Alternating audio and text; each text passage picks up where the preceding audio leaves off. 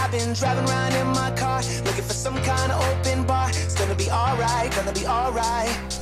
네, 다음은 부채 및 자본 부분을 보도록 하겠습니다. 지금까지 하셨던 게 자산 부분이에요.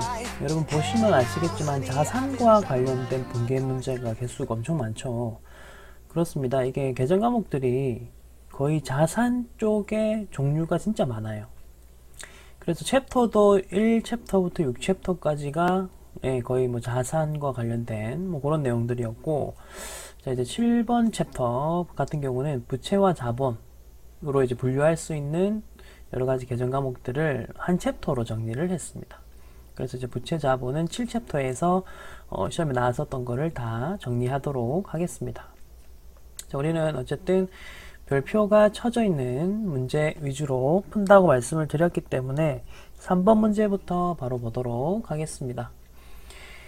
자, 3번입니다. 전주의 외상매입금 체크하시고, 그 다음에 보통예금, 그리고 어음을 발행하여 지급하다 연결해서 지급어음 일단 적을게요.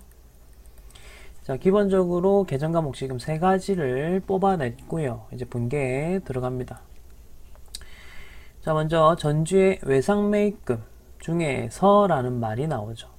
중에서. 여러분, 외상매입금은 차변 계정일까요? 대변 계정일까요? 자, 이거 물건을 외상으로 주고 사온 거니까 얘는 부채거든요. 부채는 대변 계정입니다. 그래서 외상매입금이 생길 당시에는 이 외상매입금을 나는 대변에다가 기록을 했을 겁니다. 그쵸? 자, 근데 문제를 쭉 읽어보면 100만원은 보통예금에서 지급하였고 지금 빚을 갚고 있는 상황입니다. 자, 그러면 대변에 있던 외상매입금을 차변에 적어 주셔야죠. 이렇게 적어 주셔야 이제 빚이 사라졌다 라는 뜻이 되는 겁니다. 자, 그리고 외상매입금은 거래처를 적어야 되는 계정 과목이기 때문에 괄호를 쳤고요. 총 400만원 중에서 어쩌고 저쩌고 하고 있죠.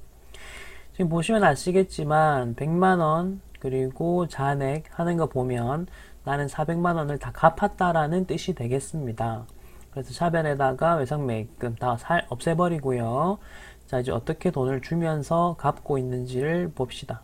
100만원은 보통예금을 줬다. 그러면 보통예금 100만원 줬으니까 대변에 100만원. 그리고 잔액은 어음을 발행하여 지급하다. 자, 지급어음을 씁니다.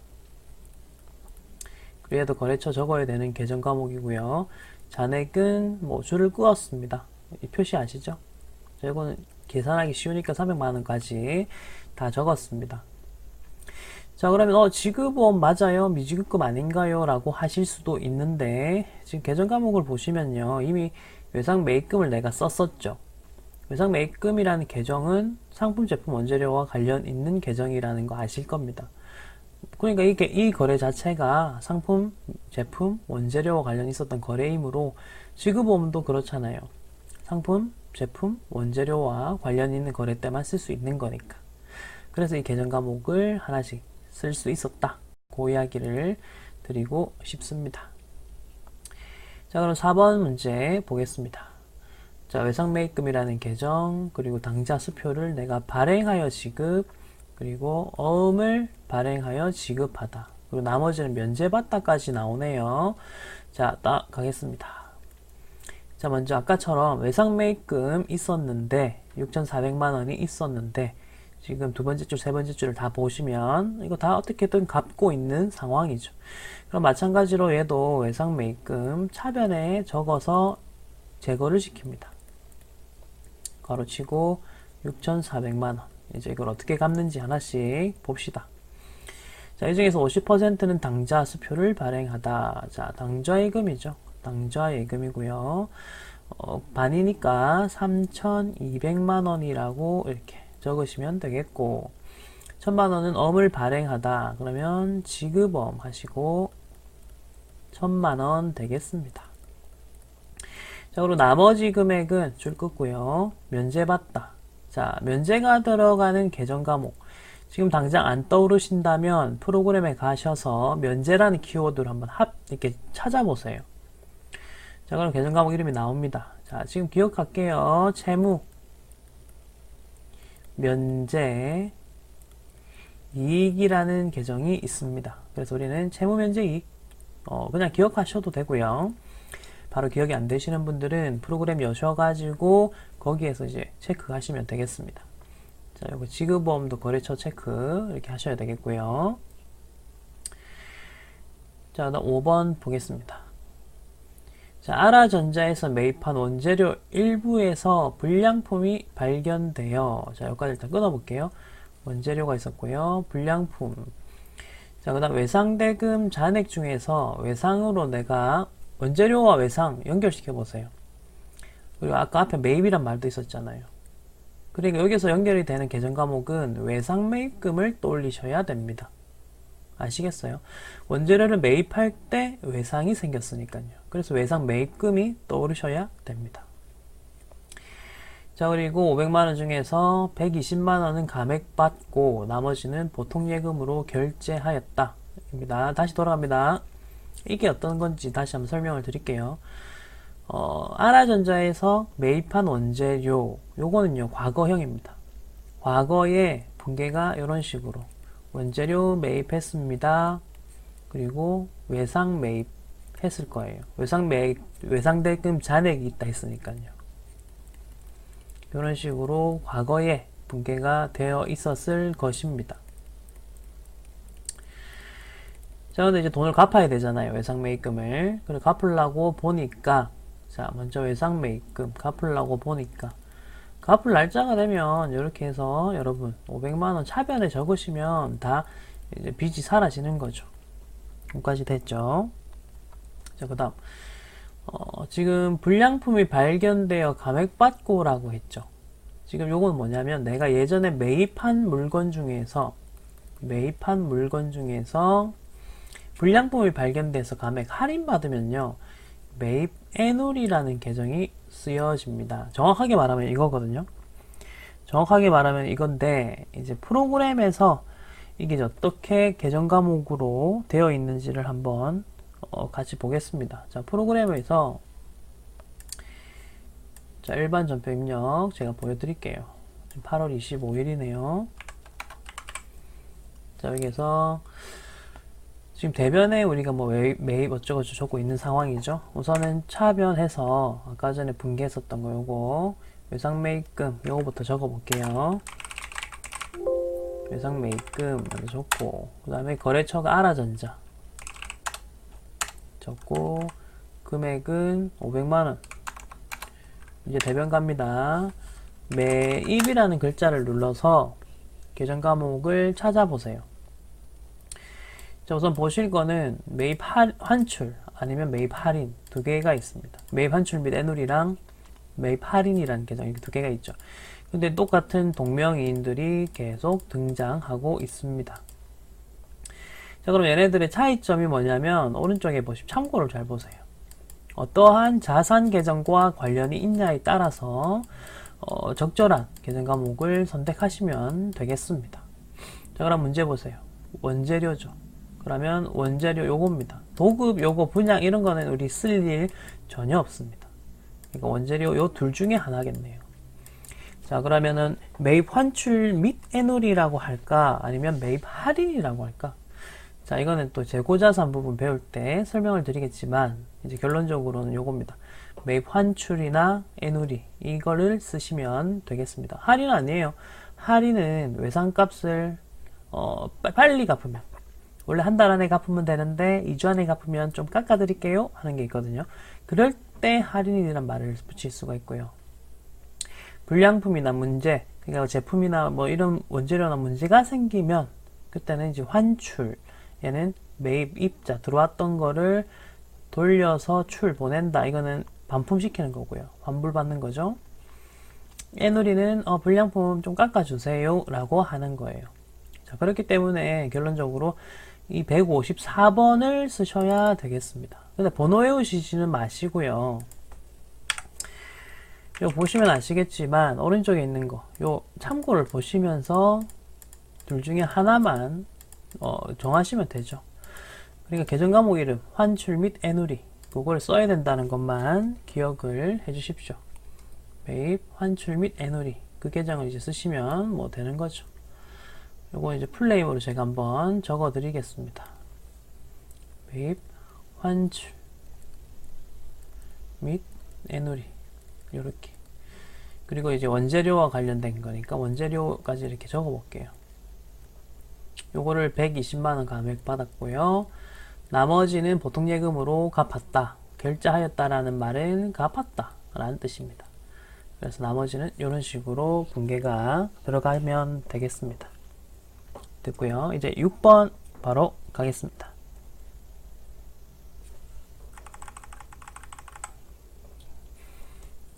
제조공장 운영을 위해서 기업은행으로부터 9,500만원을 차입, 그 다음에 내년 6월 말에 상환한대요. 지금 딱 보시면요, 이거 1년 이내입니까? 아니면 1년이 넘습니까? 그걸 보셔야 돼요. 왜냐하면 1년 이내이면 단기 차입금이 되겠죠?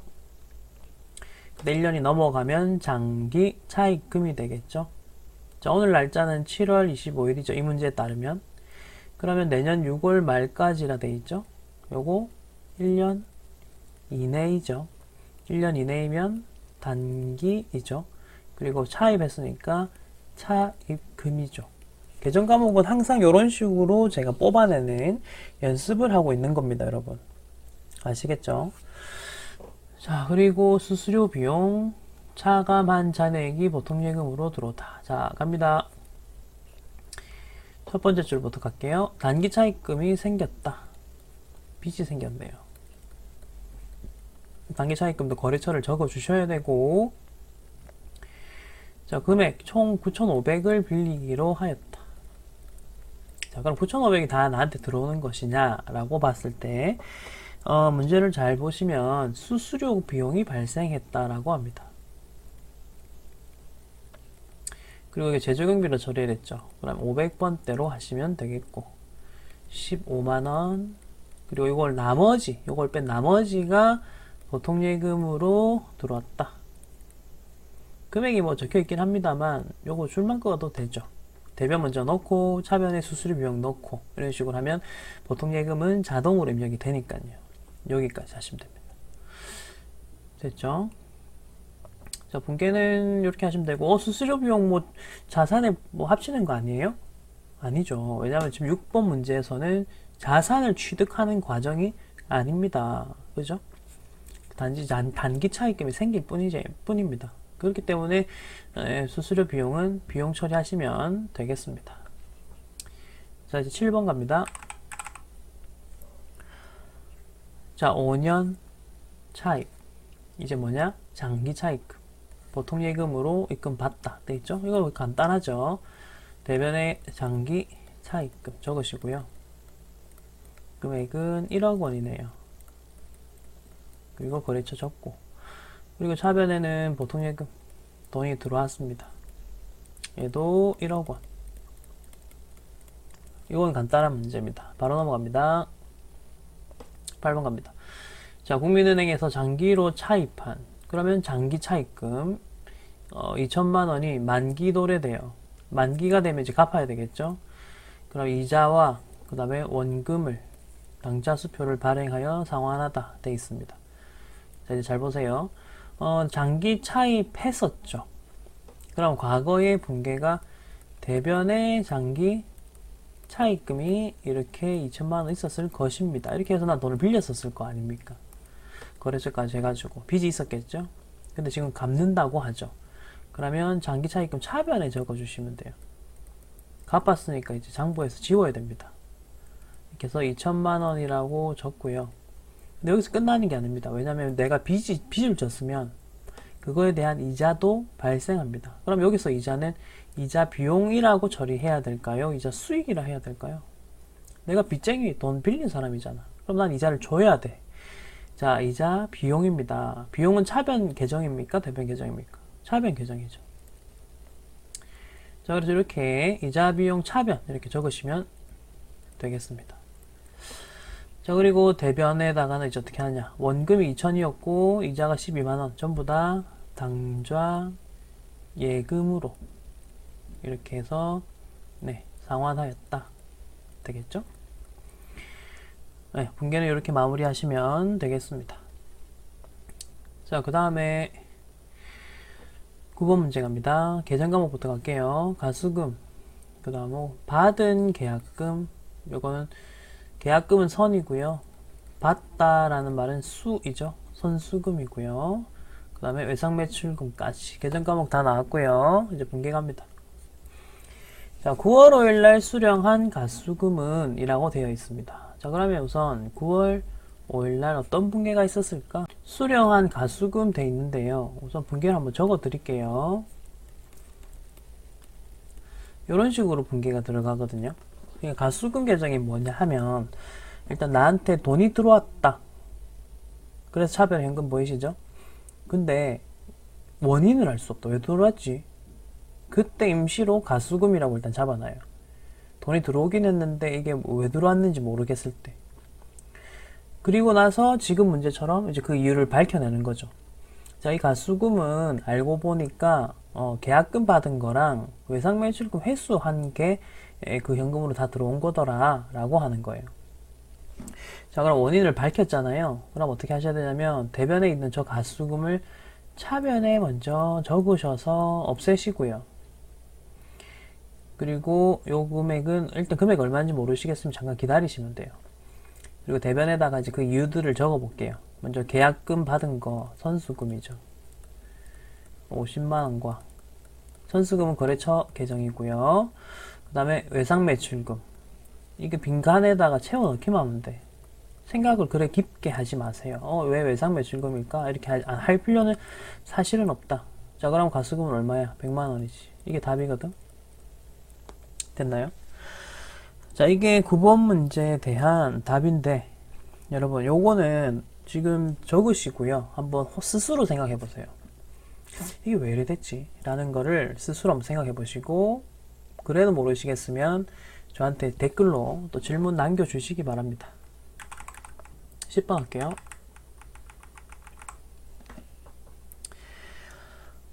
(10번입니다)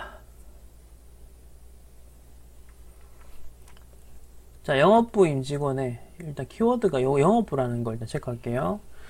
안정적인 퇴직금 어쩌고저쩌고 되어 있고요. 그다음 또 키워드가 확정 급여형이라는 말이 있고, 그 다음에 당사 보통예금 계좌에서 이체하였다라고 뭐 되어 있고요. 보통예금, 그 다음에 수수료 비용 이렇게 되어 있네요. 자, 이거는 여러분들 교재에 보시면 얘네들이랑 관련된 내용이 있기 때문에 그거 잠깐 보도록 하겠습니다. 네, 한 권으로 끝장내기 교재 72페이지입니다. 여기 75페이지입니다. 책이 없으신 분들은 지금 이 화면 보시면서 하시고요. 책이 있으신 분들은 본인 책 한번 펼쳐 보시기 바랍니다. 퇴직금과 관련된 분계들을 제가 종류별로 다 정리를 해 보았습니다. 자, 먼저 퇴직 관련입니다. 퇴직 관련해서 자, 보시면 퇴직금과 퇴직연금으로 나눌 수가 있습니다. 우선은요, 요 둘의 차이는요, 퇴직을 딱 했을 때 일시금으로 지급받으면 퇴직금, 그걸 연금 형식으로 나누어서 받으면 퇴직연금이라고 부릅니다. 자, 그래서 표에서도 퇴직금, 퇴직연금 이렇게 크게 두 개로 먼저 나누는 거죠. 그래서 퇴직금 분계를 먼저 좀 보십시오. 요거 보시면 자, 납부라는 개념은 없어요. 퇴직금에서는요. 자, 근데 이제 기말에 퇴직급여 충당 부채를 추계한다라고 되어 있죠. 이게 뭐 하는 거냐면, 추계라는 말은 추정하여 계산한다라는 뜻입니다. 자, 요거는 이제 뭐냐, 기말이 딱 됐어요. 그리고 우리 직원들이 있는데 이 직원들이 다 나간다면 퇴직금을 얼마를 줘야 될까? 라고 하면서 회사가 미리 그 금액에 대해서 비용 처리를 먼저 하고요. 이거 비용 계정이고요. 그리고 그 부분에 대해서 부채로 잡습니다.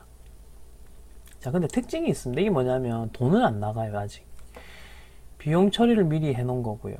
그 다음에 부채로 잡아 넣는다는 거죠. 이게 회계에 좀 특이한 부분인데 돈은 하나도 안 나가요. 회사는 어쨌든 이렇게만 처리를 해두고, 요거는 뭐냐, 외부 정보 이용자들이 봤을 때, 아, 이 회사 나중에 직원 다 나가면 돈이 이만큼 들겠네 정도로만 알 수 있는 부분이 되겠습니다.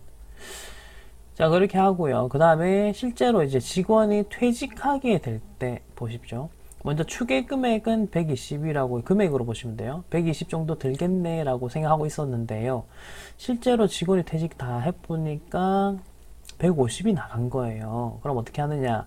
먼저 대변에 있던 충당 부채 얘를 차변으로 가지고 와서 없애고요.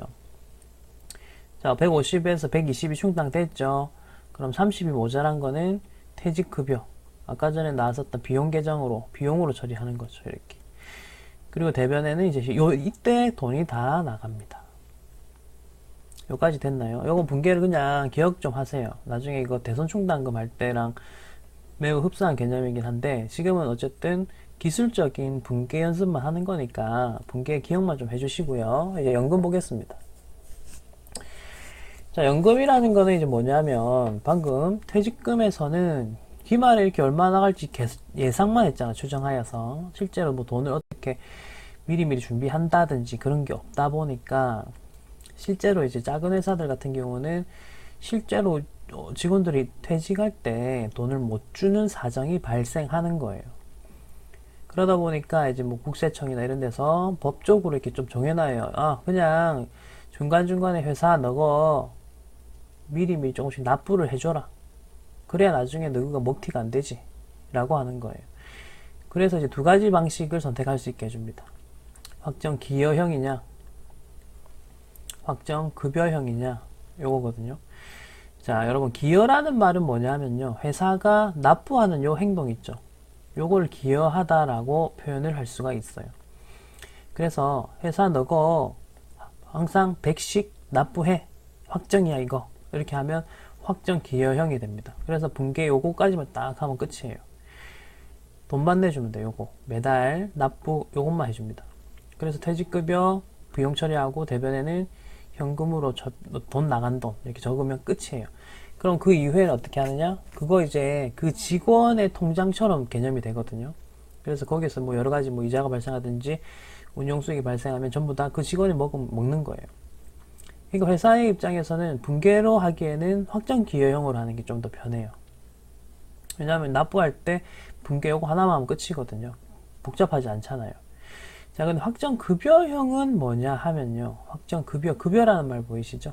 직원이 나갈 때 받는 돈을 회사가 끝까지 책임진다. 그래서 그 받는 돈, 직원이 나갈 때 받는 그 돈이 확정되어 있다라고 해서 확정 급여형이라고 하는데, 자, 이건 특징이 있습니다. 보세요. 납부할 때 다르죠.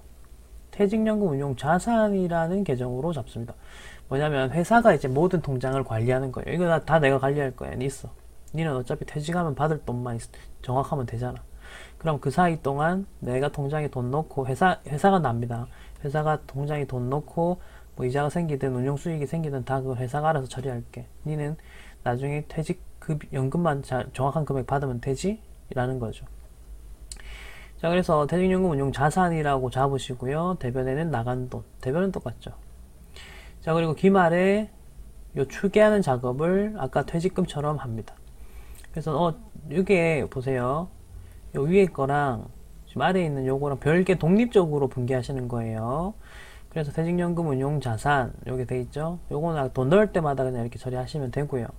그 다음에 기말에는 돈을 뭘 하는 거냐면 예측을 하는 거죠. 우리 직원 다 나가면 얼마가 들까?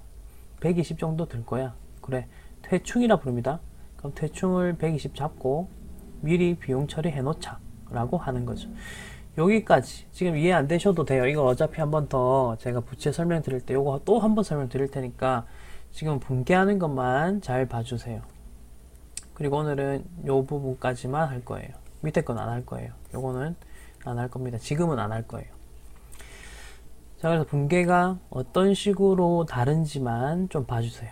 요거 캡처를 뜨시든 사진을 찍으시든 책이 있으신 분들은 책을 사진 찍으시든 요거 좀 외워주세요. 분계하는 방식. 퇴직금일 때와 그 다음에 연금일 때는 기여형이냐 급여형이냐에 따라서 분계가 어떻게 달라지는가만 아시면 되겠습니다. 됐고요. 다시 이제 분계로 돌아갑니다. 자, 분계로 돌아와서 10번 문제 풀어볼 거예요. 자, 확정급여형 아까 어떻게 처리한다고 했는지 뭐 책을 같이 보시면서 하셔도 되고 해보겠습니다. 퇴직연금에 가입하고 계좌에서 이체를 하였다. 그리고 뭐 어쩌고저쩌고 돼 있죠. 자, 확정급여형일 때는 분계가 어떻게 된다 했냐면 퇴직연금 운용 자산이 나온다고 했습니다. 퇴직연금 운용 자산이라는 계정이 나오고요.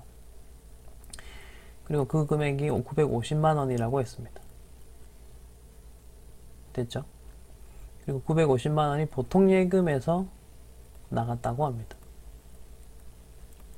자, 근데 말이 조금 이상하긴 해요. 뭐냐면 이 금액 중에서 10만원은 운용에 따른 수수료 비용입니다. 뭐 이런 이상한 소리를 하고 있죠. 그게 뭐냐면 950 중에서 10만원을 떼면 940이 퇴연자가 되고요. 10은 수수료 비용이 되는 거라는 뜻입니다. 이렇게. 뭐 이게 말이 좀 이상하지만 어쨌든 문제가 이렇게 나왔었으니까 이렇게 좀 감안해 주시고요. 자, 수수료 비용 계정은 500번대일까요? 800번대일까요? 자, 여기서는 영업부라는 말이 나왔죠. 그러면 800번대. 900번대는요? 아닙니다. 900번대는 단기 매매 증권 할 때만 나올 수 있어요. 지금은 나올 수가 없습니다. 자, 이제 11번 갑니다. 생산부 직원. 자, 이거 체크해야 되겠지? 기여형. 그 다음에 800만원을 보통예금에서 지급하다. 그리고 여기는 수수료에 대해가 포함되어 있다. 자, 이거 특징이 있는 거야. 10번, 11번 비교하면서 봐야 돼요. 갑니다. 자, 확정 기여형에 800만원 넣었대요. 자, 아까 급여형일 때는 퇴직연금 운용 자산을 썼지만, 자, 기여형일 때는 퇴직급여라고 처리한다 했습니다. 그리고 생산부라고 했지, 500번대가 되겠네. 자, 그리고 800만원, 이렇게 적고, 보통예금에서 800만원, 여기까지 잘 가고 있어. 근데 이렇게 또 이상한 이야기를 하지. 이 금액에는 수수료 50만원 포함, 이렇게 되죠? 그러면 이 금액을 750으로 바꾸고, 그리고 수수료 비용, 얘가 이제 50을 이렇게 따로 떼는 거지. 자, 그리고 수수료 비용은 몇 번대로 할까? 500번대로 해야 되겠네.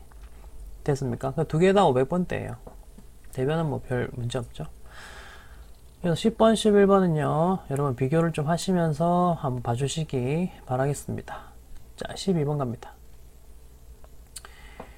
당사는 확정 기여형이고요. 이런 거 잘 보면 돼. 가입하고 있고, 10월분 퇴직연금, 영업부 직원 따로, 제조부 직원 따로, 보통예금에서 이야기한다. 자, 이건 어떻게 하느냐. 여러분, 기여형은 퇴직급여였죠. 퇴직급여 하시고요. 500번대가 있고, 그 다음에 퇴직급여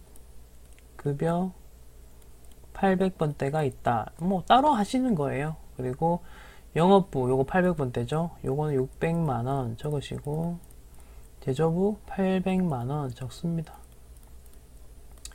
그리고 둘 다 보통예금 합치면 1400만원 되겠네요. 간단하죠. 이런 것들은 여러분 스무스하게 갑니다. 13번 갑니다. 문제가 4줄짜리죠. 이런 것들은 이제 좀 복잡하니까 잘 보자. 생산부 체크하시고, 최말단 씨가 퇴직하는 사건 발생, 퇴직금을 590만원 지급, 원천징수세액. 자, 원천징수세액 나왔고요. 보통예금 체크하고요. 연금은 아니래요. 연금에는 별도로 가입되어 있지 않다. 그러면 퇴직금이 되겠네요. 그리고 관련된 거를 조회하여 어쩌고 저쩌고 하시오 라고 되어 있습니다. 자, 한번 보겠습니다. 자, 먼저 이 부분은 분계를 어떻게 하셔야 되냐면, 자, 이분이 받아가는 퇴직금은 590만원이 되겠습니다. 590만원의 퇴직금을 줘야 하겠네요. 자, 근데 그 이전에 우리가 매년 퇴충을 이렇게 대변에 잡아왔을 것입니다. 이게 뭐냐면 비상금 같은 거예요. 미리 부채 빚으로 처리를 해놓고요. 직원이 나가면 여기 있는 돈을 먼저 차변으로 보내는 뭐 그런 작업을 좀 하셔야 되거든요.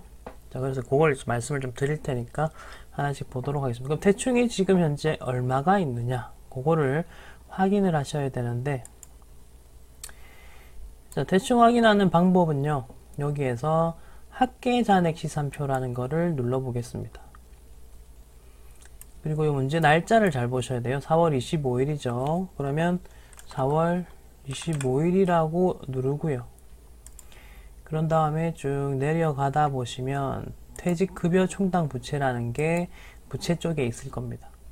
그리고 잔액이 5,500만 원이라는 거 확인하셔야 돼요. 아, 지금 현재 우리 직원들 나갈 때를 대비해서 부채로 5,500만 원 잡아놨었구나 라는 거 확인하셔야 되겠습니다. 자, 이 직원이 나가는데 590만 원 들렸죠? 그러면은 준비해 놓은 돈으로는 전혀 부족함이 없네요. 오케이. 그러면 아무 이상 없고 바로 분개합니다. 아까 대변에 있던 퇴충 중에서 차변에 이제 590만 원만큼 뺍니다. 이렇게 빼시고요. 자, 요거에 대해서 이제 돈을 줘야 되는데 590만 원을 그 직원한테 바로 다 주는 게 아니라, 그 직원은 퇴직급여 소득이 생긴 거거든요. 개인적으로. 그럼 그분이 내야 되는 세금이 또 생겨요. 우리나라 세금은 돈 벌면 다 내야 되거든. 그러니까 퇴직금 받아도 세금을 내야 돼. 그러니까 그분이 개인적으로 세금을 내야 될 거 우리 회사가 미리 뗍니다. 자, 그래서 그게 원천징수세액 요거예요. 원천징수세액 요거거든요. 원천징수를 회사가 미리 받아 놓으면 예수금이 됩니다. 회사가 받아놓은 걸 예수금이라고요. 그래서 16만 5천 원은 예수금으로 떼고 나머지만 우리 회사가 보통예금으로 드릴게요 해서 보통예금 나머지가 되겠습니다. 계산을 해보면 573만 5천 원입니다. 그러니까 분계가 이런 식으로 되는 거예요. 자, 요 분계도 지금 우선 하는 방식만 기억을 좀 해주시고요. 요거는 이론 부분 한번 또 배우고 오시면 아, 그래서 이렇게 됐구나 정도 이해가 되실 거예요. 지금은 어떤 식으로 했는가 그것만 좀 잘 기억을 합시다. 됐죠? 자, 그리 하시면 되겠고요. 자, 그래서 퇴직급여 충당 부채 확인하는 거 이렇게 배웠었고요. 자, 그리고 지금 590만원 요거 있죠. 요거 입력을 한번 해볼게요. 13번 문제 입력을 해보고 14번을 한번 풀어보겠습니다. 이게 두 개가 약간 연결되는 경향이 있기 때문에 제가 13번을 같이 한번 입력을 좀 해보겠습니다. 여러분도 이거는 같이 한번 입력을 해보십시오. 데이터가 좀 맞아줘야 되는 그런 게 있거든요. 4월 25일 자, 퇴직급여 충당 부채 요거 하나 있죠. 요거 누르시고요. 590만원 이렇게 치시고, 그리고 대변 예수금 먼저 합니다. 자, 예수금 16만 5천원, 그 다음 보통예금 573만 5천원 들어갔죠. 오케이. 이렇게 됐고, 요거 잠깐 끄고 이제 다시 14번 봅니다. 자, 14번 봐주시고요. 자, 이제 읽어볼게요. 영업부서 직원, 영업이란 말 나오면 체크하시고, 이평세 씨가 퇴직을 하였고요. 퇴직금이 5천만원, 원천징수, 아까처럼 문제는 똑같아요. 차감하고 보통예금에서 이체하다. 이것도 마찬가지. 연금에는 가입되어 있지 않다. 그리고 퇴직급여 충당 부채, 퇴충 계정의 잔액을 조회하고 그 다음에 분개를 해봐라, 이런 이야기를 합니다. 자, 방금 13번 꼭 입력하세요. 입력하시고 14번 풀어야 지금 저랑 같은 화면이 나올 거거든요. 자, 우선은 퇴직급여 충당 부채 요거 잔액 조회하는 거 방금 알려드렸었죠. 어떻게 한댔나요? 합계 잔액 시산표 간다. 그리고 8월 8일 넣는다. 퇴직급여 충당 부채를 찾는다. 여기 있죠. 잔액을 확인한다. 잔액 이거 보세요. 49100입니다. 잘 보세요. 49100이 지금 잔액이고요. 자, 근데 문제가 있네. 보세요. 지금 이 직원이 나감으로 인해서 퇴직금이 5천만원이 필요한 상황입니다. 근데 대변에는 퇴충이 5천만원에 모자란 4,910만원 밖에 없어요. 자, 아까 전에 13번 분기했었던 거 한번 보세요. 아까 전에는 한 5천만원 정도 있었거든요. 대충이. 그러니까 590만원은 뭐 빼서 쓰기에는 부족함이 없었던 상황입니다. 자, 그래서 아까 차변에 대충 하나만 이렇게 나왔었죠. 그죠? 자, 근데 14번 같은 경우는 지금 5천만원이 필요한데 우리가 가지고 있는 대충이 4,910만원 밖에 없는 겁니다. 잔액 보셔야 돼. 합계 보는 거 아니야. 자, 그러면 어떻게 하는지 갑니다. 먼저 퇴충이 대변에 있던 거를 차변에 4,910만원 만큼을 우선 가지고 옵니다. 4,910만원 만큼을 우선 가지고 옵니다. 자, 그리고 지금 5천만원 맞춰야 되거든요. 보시다시피 90만원이 부족하네요. 자, 부족한 부분은 어떻게 하냐면 퇴충으로 지금 안 된다 했잖아. 그러면 퇴직급여로 처리를 합니다. 퇴직급여로 처리를 하시고요. 영업부서니까 800번대로 적겠습니다. 이런 식으로. 요거 아까 제가 이론 그 부분 잠깐 보여드렸잖아요. 거기 있던 거예요, 이거. 그러니까 그거 다시 한번 앞으로 돌아가셔가지고 보세요. 지금 이런 식으로 대충 주머니에 있는 돈으로는 충족이 다 안 되니까 5천만원 커버가 다 안 되니까 90만원 가져왔고요. 자, 이제 5천만원 만들었죠? 이제 돈으로 줄게요. 자, 직원한테 5천만원을 다 주진 않죠. 그 직원도 세금 내야 될 거를 있는데 그걸 우리 회사가 미리 떼죠. 그거 예수금으로 처리한다고 했습니다. 자, 이렇게 처리하시고요. 그리고 나머지는 다 보통 예금에서 이체한다고 했죠. 줄 거면 돼요. 자, 14번 분계가 쉽지는 않았습니다. 근데 여러분, 요거 우선 지금 요 정도 선에서 딱 적으시고요. 기계적으로 어떻게 했는지만 다시 한 번만 리마인드 하시고 그냥 넘어가십시오. 요거는 이제 그냥 암기하시는 게 제일 좋고 이해까지 다 하시려고 하시면 지금 이론까지도 한번 다 우리가 1회독을 좀 하셔야 돼요. 그리고 나서 다시 와도 요거 이해 못 하시는 분 많아요. 그러니까 이제 그런 부분이기 때문에 우선은 선암기 후 이해로 가자는 겁니다. 됐죠? 자, 이제 15번 하겠습니다.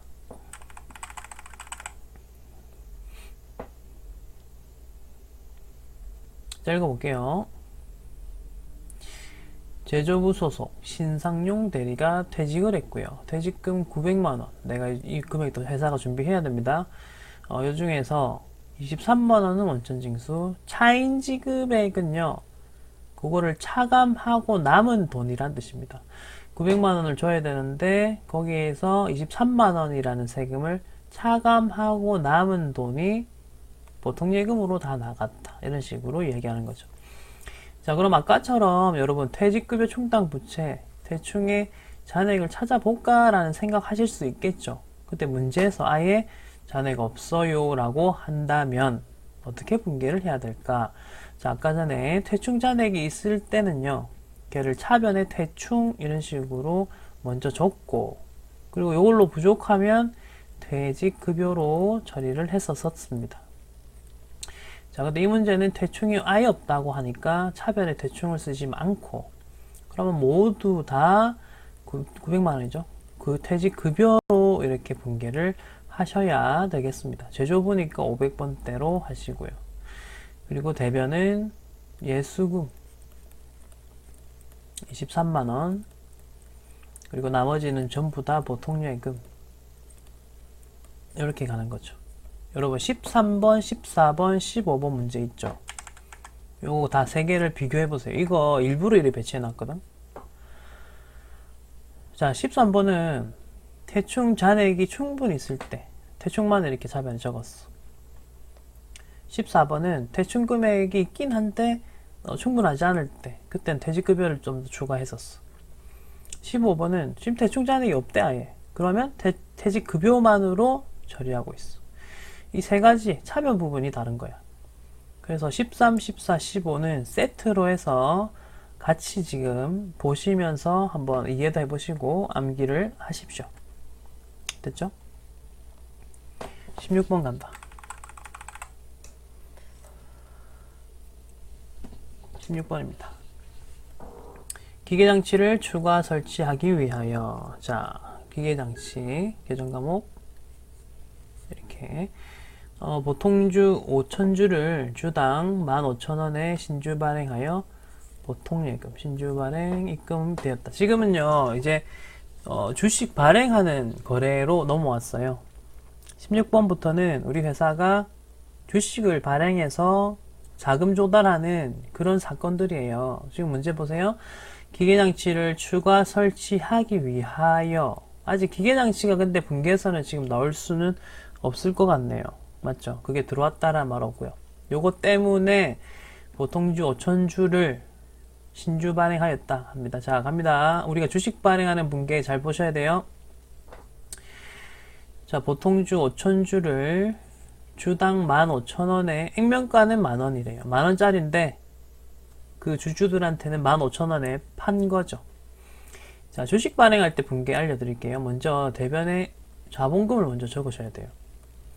여러분, 분께 우리 생기초 할 때, 회계 생기초 할 때 자본금의 정의가 제가 주식수 곱하기 액면가 이런 말을 했었던 기억이 있으신가요? 뭐 다 까먹었죠? 자, 자본금은요, 항상 기억하셔야 돼요. 액면가에 대한 내용들입니다. 자, 그래서 자본금은 뭐라 적으셔야 되냐면 5,000주 곱하기 액면가 만원이잖아요. 요거를 곱하셔야 되겠습니다. 자, 그러면 자본금은 금액이 얼마가 되느냐면 지금 5,000주니까 5천만원이네요. 자, 여기에는 액면가를 기준으로 적으셔야 돼요. 자본금은 액면가를 기준으로 적습니다. 자, 그리고 자, 근데 이거 만원짜리인데 한 주당 15,000원에 팔았죠. 그럼 나한테 돈은 보통예금으로 들어왔다 돼 있고 15,000원으로 계산돼 가지고 돈이 들어왔다 하니까 그걸로 계산을 때려보면 나는 7,500만원이 이렇게 나한테 들어온 거네요. 됐죠? 그러니까 5천만원짜리를 7,500만원에 이렇게 판 거라 이렇게 보셔도 돼요. 자, 그리고 대변이 지금 금액이 비죠. 이 부분이 금액이 2,500만원만큼 빕니다. 자, 이렇게 초과해서 5천만원짜리를 더 비싸게 초과해서 팔았다 라고 해서 주식 발행 초과금이라는 계정을 씁니다. 주식 발행 초과금이라는 계정을 씁니다. 여러분, 여기까지 됐나요? 자, 그럼 반대로 만약에 지금 주발초라고 부르거든요. 주발초와 반대로 만약에 좀 더 싸게 내가 샀다라고 한다면 이제 별개로 한번 적어 드릴게요. 자본금은 항상 동일합니다. 자본금은 항상 액면가의 기준으로 적히면 돼요. 근데 만약에 나한테 들어온 돈이 3천만원만 들어왔다라고 가정해 볼게요. 그럼 차변의 금액이 비죠. 요건 5천만원짜리를 3천만원이라는 가격으로 싸게 할인해서 팔았다라는 뜻이거든. 그러면 주식 할인 발행 차금이라는 계정이 있어요. 주식 할인 발행 차금이라는 계정이 있어요. 요거 분개할 때 계정 과목 찾는 방법 보여드릴게요. 사실은 그냥 1번 전표에 가셔서 7월 18일 일단 넣어볼게요. 그리고 임의로 그냥 계정카드 찾는 거, 계정 과목 여기 코드 있는 데서 F2번 눌러도 이 창이 자동으로 뜬 데 있어요. 주식만 쳐볼게요. 그러면 주식이 들어가는 계정 과목들이 이렇게 좀 있는데, 방금 우리 보신 거 주발초 여기 있고요. 그 다음에 주식 할인 발행 차금 여기 있습니다. 주발초 여기 있고요. 주식 할인 발행 차금 여기 있습니다. 여기까지. 이렇게 계정 과목들이 그때그때 언제 쓰이는지를 알려드렸습니다. 16번 했고요. 이제 17번 갑니다. 자, 17번 분계 매우 길죠. 5줄짜리. 이거 완전 어려운 거죠. 어려워 보이죠? 자, 한번 봅시다. 17번 문제도 어쨌든 같이 한번 봅시다. 자, 주총에서 결의된 바에 따라 유상증자를 실행하여. 요거는요, 신주 발행하는 거랑 좀 비슷하다고 보시면 돼요. 신주는 아예 주식을 새로 발행하는 거고요. 유상증자는 이미 내가 한번 신주 발행을 했는데 그 이후에 주식을 몇 개 더, 뭐 1000개, 10,000개를 더 추가적으로 발행하는 거를 유상증자라고 해요. 증자는 자본을 증가시키는 작업이라는 뜻이죠. 자, 그래서 이렇게 실시하여 신주 10만 주, 액면가액은 5,000원. 여기 이제 자본금과 관련된 부분. 주당 5,500원에 요 판매가. 그 증자와 관련하여 수수료가 이렇게 또 나왔네. 그리고 보통예금 계좌 이쪽으로 돼 있고, 또 주식 할인 발행 차금 계정은 뭐 잔액이 없다 이런 말을 하네요. 이건 이제 고난이도 이야기를 하고 있네요. 자, 갑니다. 먼저 자본금부터 적금됐죠. 그리고 액면가액 5,000원이고 저기 10만 주잖아, 그쵸? 자, 그러면은 금액이 어마어마하네요. 자본금 5억 원입니다. 자, 자본금은 5억 원이고요. 판매가를 볼까? 5,500이니까 네, 그러면 나한테 이제 보통예금 계좌에 들어와야 될 돈은 여기 왼쪽에다 적어볼게. 5,500 곱하기 10만 주잖아, 그치? 그럼 나한테 이제 들어와야 될 돈은 5억 5천만 원이거든. 여기까지는 아시겠지? 자, 근데 그냥 차변 보통예금 5억 5천만 원 적으려고 봤더니 세 번째 줄에 이런 말이 있어. 수수료를 제외한 나머지 금액이 보통예금, 그러니까 수수료 요거 처리를 좀 하셔야 된다는 거지. 자, 그럼 보통예금부터 일단은 적겠습니다. 그래서 나한테 들어온 보통예금 금액은 얼마냐 하면 5억 5천만 원 중에서 1,500만 원을 뺀 금액이 나한테 돈으로 들어왔다. 지금 그 이야기를 하고 있는 거거든요. 됐죠? 그래서 보통예금 5억 3,500만 원만 나에게 돈으로 들어왔다 입니다. 자, 그럼 이제 수수료 1,500 저거 어떻게 할까 라고 고민을 하시겠는데, 자, 이거 주식 발행할 때 분계도 좀 특이한 게 있습니다. 요때요, 주식 발행할 때 어떤 비용이 생기든지 간에요, 여기 수수료 비용 이렇게 적으면 될 것 같은데, 이렇게 적으면 될 것 같잖아요. 근데 요때는 요거 처리하지 않습니다. 얘는 어떻게 처리하는 거냐면, 지금 차변액과 대변액 비교해 보세요. 차변이 3,500으로 이렇게 비죠. 우리 아까 주식 발행할 때 주발초 생긴다 했었잖아. 기억나죠?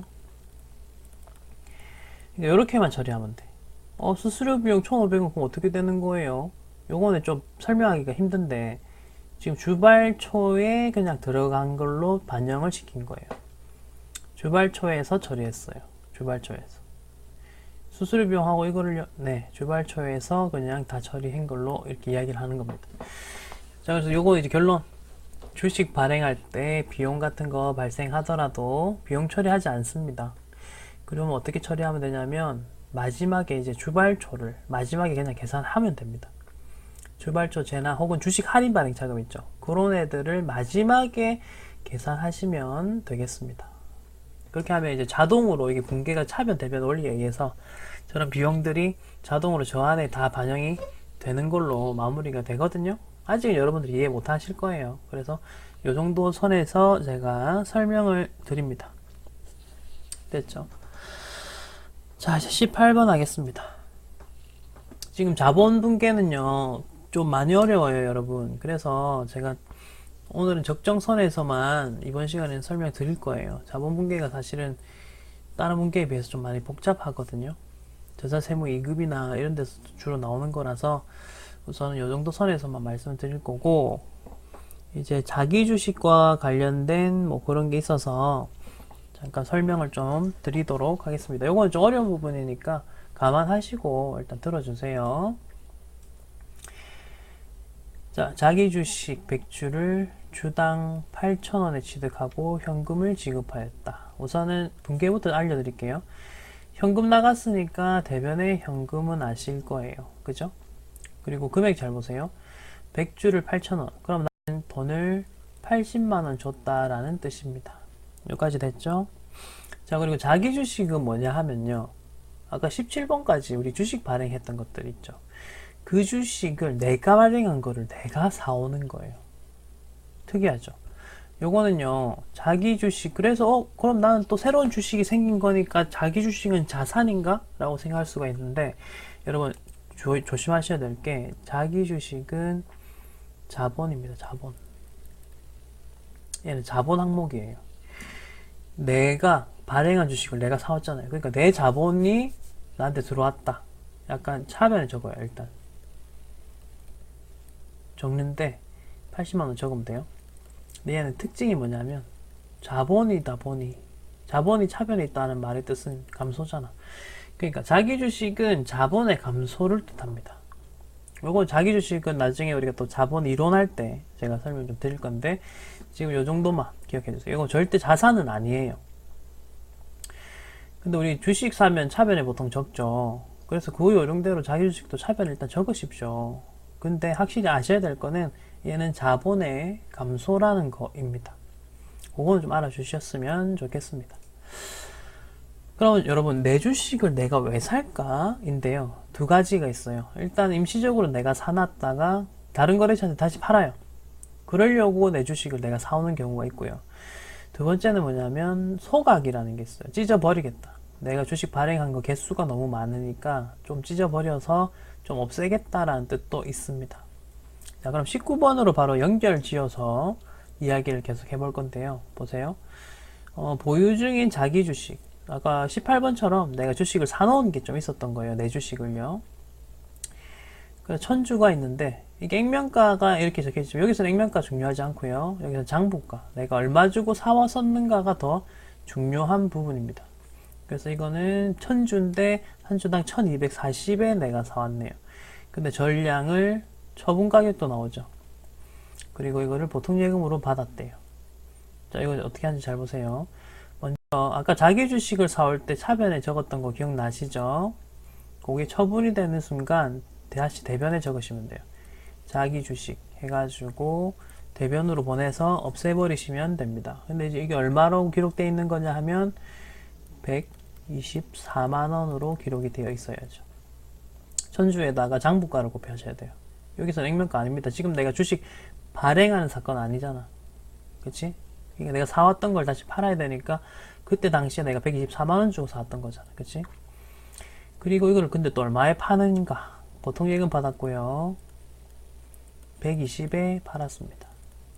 지금 금액 비교해보세요. 손해죠? 그러면 이거를 이제 뭐라고 하냐면 계정가 보세요. 자기 주식 처분 이익이나 잔액은 없어. 어쨌든 이 두 개의 계정 중에서 하나 쓰시면 돼. 차변에 비면 이익을 쓸까 손실을 쓸까? 자기 주식 처분 차변은 손실이잖아. 내가 누누이 말했다. 4만원 되겠다. 여기까지. 자, 지금 일단 분개만 지금 해드리고 있어요. 근데 사실 요 부분 있죠. 잔액은 없다. 요게 상당히 좀 중요한 문구이긴 해요. 근데 아직 여러분들 수준에서 지금 요거를 지금 이해하기라는 거는 매우 어렵거든요. 그래서 지금 요거는 설명 안 드리는 거예요. 그리고 그거에 대한 이야기하는 게 요 20번 문제거든요. 근데 아직은 여러분들이 20번 문제를 풀 수가 없어요. 지금 요거 설명드리면 바로 막 다 끄고 그냥 나가볼 거거든.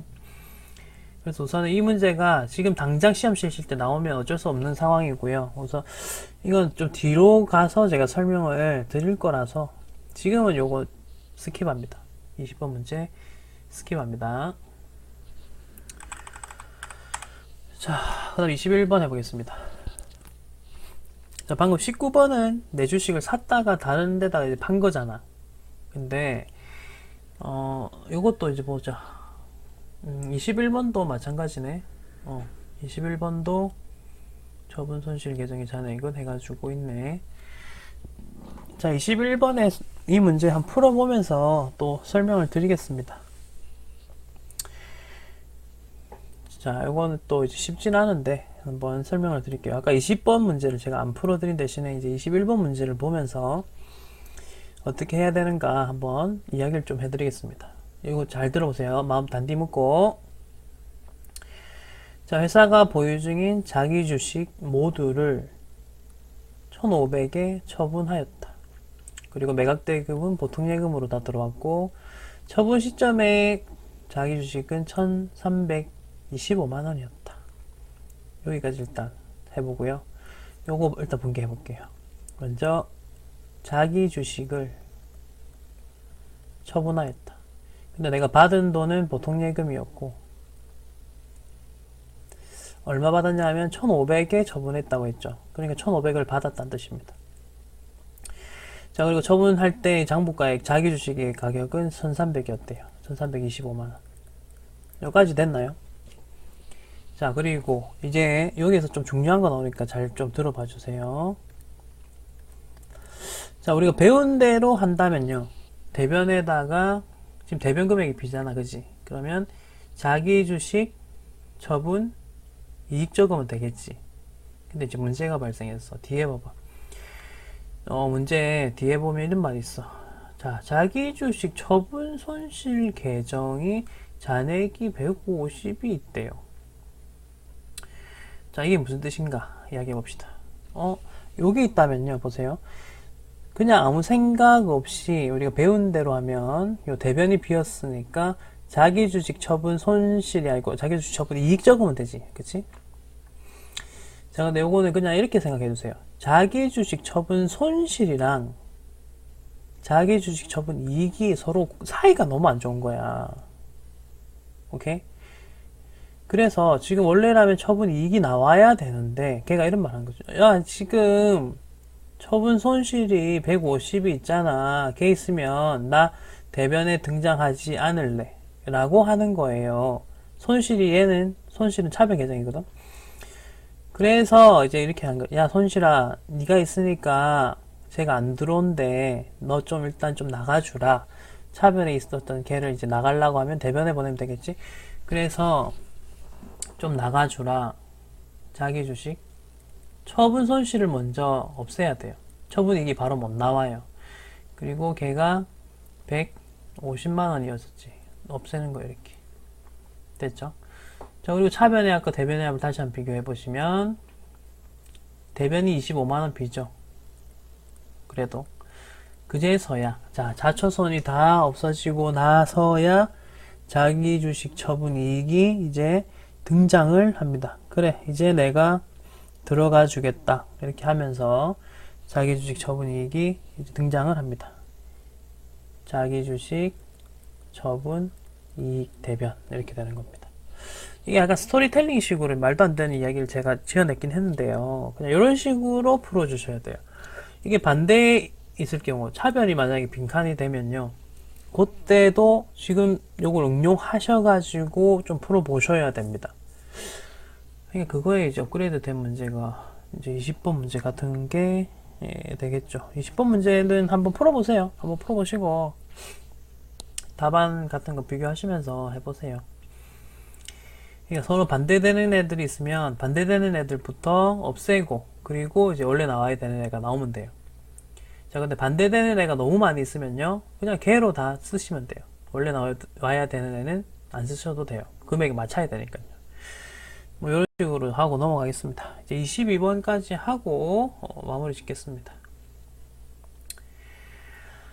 자, 주총에서 결의했던 중간배당금 1,500만 원을 보통예금으로 지급하였다. 이런 식으로 되고 있네요. 자, 요거는요. 주총에서 결의할 때 두 가지 시점이 있거든요. 주총 결의. 이거는 주주총회가 열려가지고 그때 결정이 나는 거를 뜻하고요. 그 다음에 배당금 지급. 그 이후에 이제 배당금을 지급하는 거를 뜻해요. 그러니까 주주총회 때는 이제 주주들이 모여가지고 우리 배당금 얼마 주자. 콜 하는 그 시점. 그리고 배당금 지급은 이제 그 이후에 실제로 이제 배당금이 나가는 시점이 되겠죠. 자, 여기서 먼저 주총 결의 때 분계를 먼저 좀 적어 드릴게요. 요거는 나중에 또 자본 가면 있는 건데, 미처분 이익잉여금. 요거는 일단 참고로 적을게요. 이익잉여금 대변의 미지급 배당금. 주총 결의 때, 야, 배당금 1,500만원 주기로 하자라고 약속을 하면, 지금 위에 분계처럼 이렇게 분계를 합니다. 근데 이 문제에서는 지금 주총 결의 시점은 아니고, 그 이후에 배당금을 주는 시점이 되겠죠. 그래서 이제 배당금을 줘야 되는 시점이 오면, 이 미지급 배당금을 없애고, 이제 배당금을 줬군요. 이러면서, 그때 당시에는 돈 준 거 아니니까 미지급으로 잡아놨던 거를 없애고, 그 다음에 여기 보통예금 되어있죠? 보통예금 이렇게 줍니다. 자, 좀 뭐 길었는데 여기까지 일단 할게요. 추가 문제는 전산세무 2급 수준의 뭐 문제라서 이거는 이제 나중에 전산세무 2급 진도 하실 때 그때 한번 우리가 다루어 보도록 하겠습니다. 다음 시간에는요, 수익표 부분을 하도록 하겠습니다. 오늘도 고생하셨고, 좋아요, 구독, 알람 이런 것들 잘 부탁드리도록 하겠습니다. Hey now, honey, I've been driving around in my car looking for some kind of open bar.